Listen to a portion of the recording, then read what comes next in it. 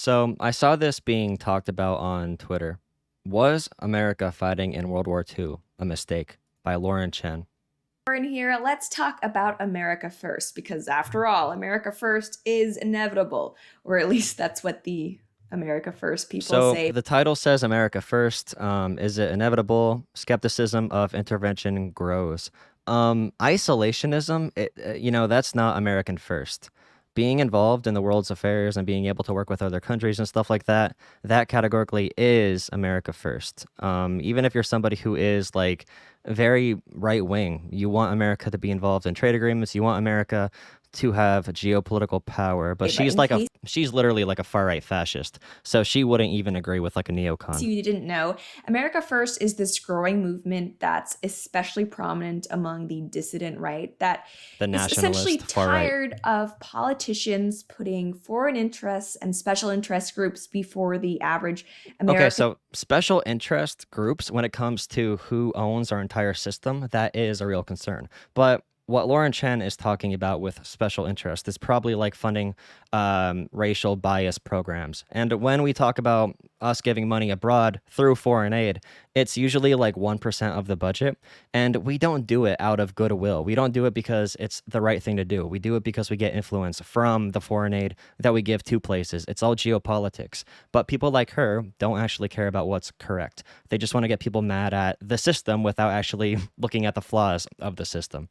Citizen, and a lot of people try to paint the movement as racist, but I don't think it's racist. Historically, it always has been racist. One big thing is if somebody is truly American first, they usually don't need to say that. It's usually workers first. It's usually, we need less money in politics. If you need to say American first as a brand and you need to use the American first brand to sell your political movement, it typically isn't serving that role. Historically, this is how it's played out. Racist or xenophobic for America to say no, we need to put our own interests first. In fact, as a nationalist populist, that's what I think every single country should Nationalist be doing. And it's not populist. about being against other countries in the same way that a husband saying that he puts his children before anything else is not the same as him They saying that. always bring it back down to these dumb, anecdotal, like individualistic examples. These are complex global systems that America needs to be a player in. This isn't your like relationship with your husband and it's not it's not a reality TV show or a sitcom. He hates other families. No, it's just being clear about where your priorities are. And I think a lot of Americans, a lot of Westerners in general right now are looking at all of the money our countries spend on things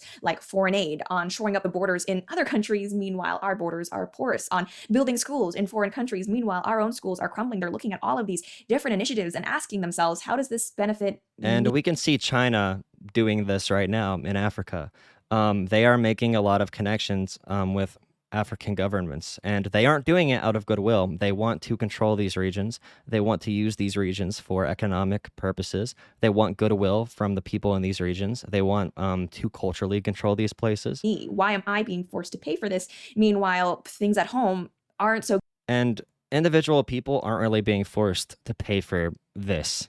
Even if we want to talk about who pays most of the taxes, if you make $100,000 or less, you are receiving more from the government than you are putting in. It's simply how it is. Billionaires, millionaires, they pay all the taxes because they have all the money. Currency doesn't work like that. If you are taxed $1,000 through federal income taxes, you're not directly paying for like a gender program or whatever in a different country. Good and could be improved in many ways? I think that's a very reasonable question to be asked, and we see this type of philosophy especially in international relations and military conflicts. In the early 2000s, under Bush and Cheney, there was this neocon establishment that said, "Hey, guess what? We can bomb the Middle East into prosperity, and it does benefit us because it'll be secure in the area, which will make the world safer and therefore better for American interests." You One guys have good all example of this is like a climate crisis. So Kamala Harris was in Guatemala, and she went viral because she said, "If you want to come to our country illegally, if you want to make the dangerous journey, don't do it. Do not do it." One big thing that was proposed is economic stimulus to like Guatemala and to places in Central America, like all these countries from which immigrants are coming. there are proposals that America should help build up those communities, because if we build up those governments and those economies, then less people are going to be appearing at our border. If we solve climate change globally, I know that isn't going to happen, but if we solve climate change for other countries, their externalities are not going to affect us negatively. So when she talks about like we shouldn't be helping other countries, we do it out of our own interest. Of course, ideally, as like progressives, we want to help other countries because it's also the right thing to do. But America doesn't do that. We don't do it out of a moral standing. We do it because we want to be world leaders. We want to have a say in all the world affairs. We are the most productive, free country. You could say China's outpacing us in productivity, but we are the most productive, free country. And we want to keep that position on the global stage. So like a lot of people will get mad if we give money to Guatemala, but if we give each person from there $1,000 or whatever per month, and we pay less on what's happening at the border, if we help fix their communities, in the end, we are going to pay less as a country. It's like an investment, but it's really easy to sell to people the idea that we are taking your money. The politicians are taking your money and giving it to other countries when they could be helping us here at home. That's not how it works. It's not a zero-sum game. All heard the drill. Bush isn't the president that started this. I mean, we've seen American intervention in places like Vietnam, Korea, all in the interests of the United States, allegedly, but just in very roundabout ways. Well, this new America First movement, they are especially, I would say, cynical and skeptical. Well, yeah, oil, we have done a lot of bad things, but her reasoning is faulty. So her bringing up us going into like, I don't know, Vietnam, Korea, oil, even for Korea. I mean, we know what South Korea is to the U.S. They are very important to us geopolitically. That's why we are so tied to them.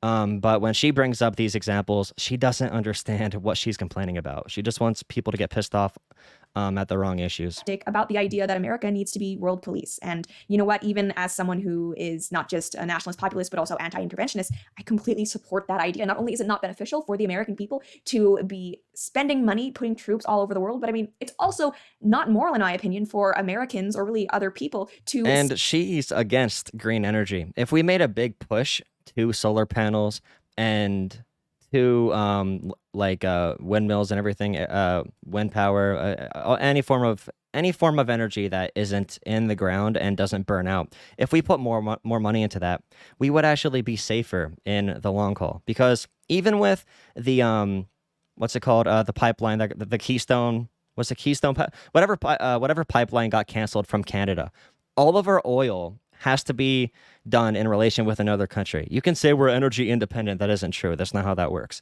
We are so tied to the globe. If we truly want to be independent, if Lauren Chen was serious about her isolationism and her non-interventionist stance, she would be so pro green energy. The cost of solar is crashing. We need to make sure we can produce enough solar. I mean, she isn't for any of these positions. So you can't be like, I don't want to be interventionist, and then say you're anti-green energy. Send their troops to foreign countries where the citizens may not necessarily want your presence there. I mean, I have people complaining about me talking about like British issues or American issues or whatever. Yeah, I agree, Mindlander. The hurdle was proving the savings in the long term. It's really easy to do what I call shiny objects politics and fear-mongering, of course. Yeah, any social program, like Medicare for all. Your taxes are going to go up, but your overall costs are going to go down. That's a really hard picture. You know, politics is all about narratives, so it's a really hard picture to sell to people. The right is very good at stealing narratives. So although there are policies that would otherwise help people, the right is going to steer people away from those policies because their only political model is obstructionism and regressivism. So issues since I'm born in Canada, but it's like, what about the neocons, the neolibs who are actually sending boots on the ground in foreign countries? Don't you think that's a little bit more dangerous than merely someone talking on the internet? They usually don't have a good response for that. But anyway, we have an interesting poll here that, in my opinion, represents the fact that the America First or the nationalist populist movement is growing and that people are tired of all of this world police BS. This is from Mediaite. They say, wait, what? 1/3 of Americans aren't convinced we should have sent troops to fight World War II. So apparently there was this YouGov poll, which we will be looking at in greater detail, that after World War II is by far the most just war America has ever fought in. The war in Iraq was the least just. But World War II was literally a global fight for freedom and democracy. It literally was. If World War II goes the other way, the entire world probably collapses. Or if we are alive today, still somehow, by some miracle, the entire world is an authoritarian single party dictatorship. There's no way. Oh my God, dude. We shouldn't have fought in World War II. This shows why people need to be actually informed about history. Holy crap. What were the numbers again? This is so bad. Skepticism was highest between the ages of 30 and 44. Oh my God. And by the way, leading up to World War II, it took some convincing to send our troops initially. To send troops to fight World War II. And so obviously there was a catalyst there that made us jump in. Was this YouGov poll, which we will be looking at in greater detail, that after Memorial Day, or I guess in response to Memorial Day, asked citizens about their thoughts on things like World War I, World War II, Middle East wars, et cetera, asking them, do you think we should have intervened? And responses are pretty split on things like the Middle East and Vietnam War, but, we classically think if there was ever one war where it was the moral thing to intervene, it would be World War II, because of the genocide, et cetera, et cetera. I don't need to explain what happened during World War II. It wasn't even, the genocide is, that's the big moral reason. People look back and say, the Holocaust was terrible. But believe it or not, there was even more at stake than just the Holocaust ending. Because the entire world, I know this doesn't seem realistic now, but the entire world could have had some type of order like that. FDR was a populist in the same way that Hitler and Mussolini were, in a sense where they used radical points in history to get a lot of popular support that gave them unilateral control over a lot of things. But FDR, we are really lucky FDR popped up at that time, because he believed in democracy and civil liberties and all that stuff. Mussolini and Hitler did not believe in that whatsoever. The Nazi Party, before everything went down, actually said some nice things about FDR's New Deal programs. They actually said good things about that. But the difference is they care about a far different set of principles. So we are really lucky that the FDR side won out. But apparently, not everybody is convinced. Like this article breaks down, while 68% of people said it wasn't a mistake to send troops to fight World War II, 14% said it was, and an additional 18% weren't sure. It says skepticism was highest among respondents between the ages of 30 to 44, of whom a majority were either opposed to or unsure of sending troops to fight in World War II. So there are a couple things that I want to break down here. Number one, I think when it comes to World War II, so often we think of what was happening in Europe, but it is important to point out that the reason why the US actually got involved in World War II was after Pearl Harbor and the Japanese bombing that happened. And okay, that isn't the reason America got in. That's the reason America was forced to get in, and that's one of the reasons popular support finally went through the roof from people in America to make them want to fight in the war. After the previous conflicts, Americans were not happy to jump into the war. They did not want to send their people abroad. But America, if you poll them before they actually had to get into the war, they didn't really care about what Hitler was doing. The polling is actually kind of scary. It shows how many people did not want to help what was happening overseas. We were forced to. It took a lot of propaganda to get Americans to the point where World War II was even a possibility. And of course, Pearl Harbor blew the top off the entire thing. World War II wasn't just being fought in Europe, it was also being fought But the idea that Americans were on the outside, oh my God, this is so wrong, we have to jump in. And then Pearl Harbor made us jump in, and then we came in like superheroes, and we're like, all right, Nazi, you're done. That isn't that true. Even within our own ranks, Black and Jewish soldiers had to serve in different battalions and everything, different squads. So if you're Black and you fought in World War II, you had to serve in a different unit, and then you came back to be discriminated against again in America. We don't ever talk about Black or Jewish soldiers, and that's a off point, but that's something I like to bring up. We never talk about the GI Jews. Anybody ever hear of those? How Jewish people had to basically hide that they're Jewish if they wanted to help fight against anti-Semitism. The Holocaust. America was doing that. The eugenics studies that Nazi Germany went off of were developed in America by American scientists who were doing it because of our race relations. So this is all stuff we never talk about in history.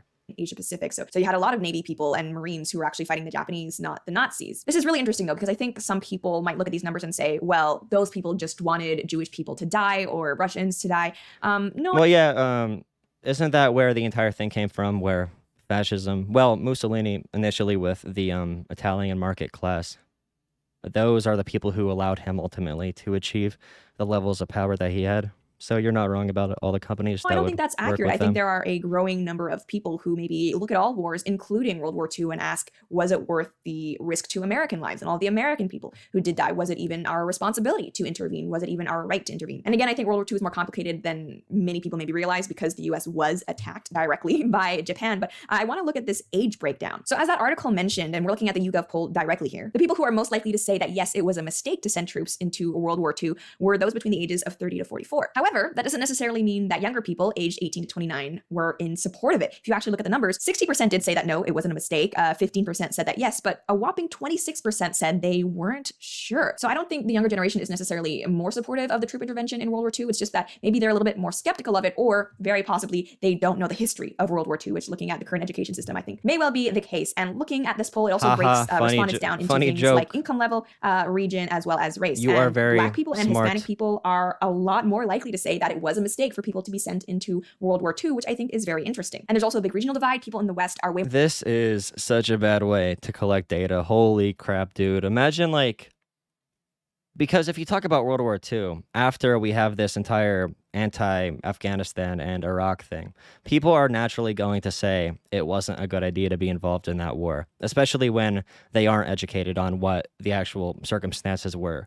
So this is such a bad way to collect data in general, because they're going to base their view of World War II because they don't know any better. They don't know any better at all. They're going to base their perception of that war based off Iraq, which, like I said before, our conflict in 2002 or 1 or whatever to today, I forget which year we officially started, we officially went over, but that conflict is probably the most unjust war we ever fought in. So More likely than people in the Midwest. they're using the most unjust war's perception to look at our most just war. To support putting troops into World War II, 19% versus 9%. And even though a lot of people might look at this whole non-intervention stance as more of a right-wing dissident America First policy position, the truth is that, remember, there are a lot of anti-war leftists out there as well. And liberals are a lot more likely than conservatives actually to say that, yes, it was a mistake to send troops into World War II. 19% of liberals say this, 19% of Democrats, versus only 13% of Republicans and 10% of conservatives. And I know that World War II remains one of the most politically charged topics out there, but this piece has me wondering, what do you all think about American intervention in World War II? Is that something that you support? Do you maybe support fighting against Japan but not Germany? I want to hear it from you. What does that even mean? Do you support how? Do you support fighting against Japan but not Germany? How would that? Okay, interesting. This is a comical, really immature way to look at historical wars. It's interesting. Whenever I heard the mantra, think globally, act locally, I don't recall anyone ever suggesting that taking care of your community first was racist. Nobody was talking about race. She didn't even bring it up, I don't think. Racist imperialism? No, U.S. intervention isn't racist imperialism, unless if it is. It can be two different things. There's not every intervention isn't the same. Isn't equal, but this person's incoherent. Not surprising. Yes, America First is indeed inevitable. God bless America. Sadly, about half of Americans think the Second World War was ended when Bill Clinton dropped the atomic bomb on North Korea. A whole comment section of people who don't understand history making fun of other people for not understanding history.